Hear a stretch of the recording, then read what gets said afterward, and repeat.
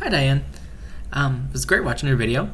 Kind of started talking about how what you learned about your definition of creativity, and I thought you brought up a good point about how people are able to express their creativity in many different ways, and I enjoyed the different examples you gave there.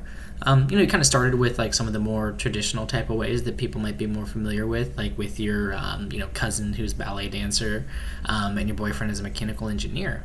But particularly, I thought it was interesting when you talked about your sister being a physician's assistant and how she uses creativity there. Talked about it similar in my video, how a lot of times I think of it being some big grand gesture, but a lot of times you can use creativity in some of the smallest ways in our everyday lives. Then towards your myth, like where you're talking about how you don't have to be artistic. That one definitely resonates with me, as I think that's kind of an assumption that I always had kind of myself. Always trying to, never really thought of myself as very creative because I'm not, some draw or some art or some drawer, or, I play music, but I'm not, some crazy musician. But, I thought that was a good example of something that I feel pretty similar about. Then as far as talking about companies, you brought up your spa and how you guys really focus on making clients feel like they're at home. And I think that's a good niche. I think that's something that really applies to that type of industry.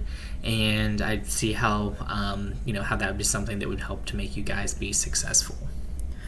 Moving towards the views of creativity, I'd like your quote as far as, the work of art is the exaggeration of the idea. I thought that was a pretty interesting take on that. And, I think that's a good explanation of how, you have the idea, something that may be more conventional, but as you build and iterate on it and make it into something more than it is, that's where the real creativity comes into play. Then on to your final example there of when you're talking about your work and how you guys change locations from Indian Rocks out to Largo Mall. I thought that was a great example there of how you did something that you kind of identified, what was going wrong with your current situation. A lot of people would be pretty afraid to do something like moving locations out of the blue like that. But it was a type of decision that, probably saved the company, I would assume. Chances are, if you tried to keep doing the same thing you were in the old location, probably wouldn't have been able to keep the lights on, I'm assuming.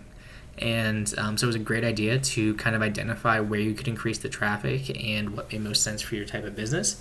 And glad to hear that it sounds like yours are doing well from that. So, definitely enjoyed your submission and appreciate the examples you gave. And it's a pleasure. Thank you.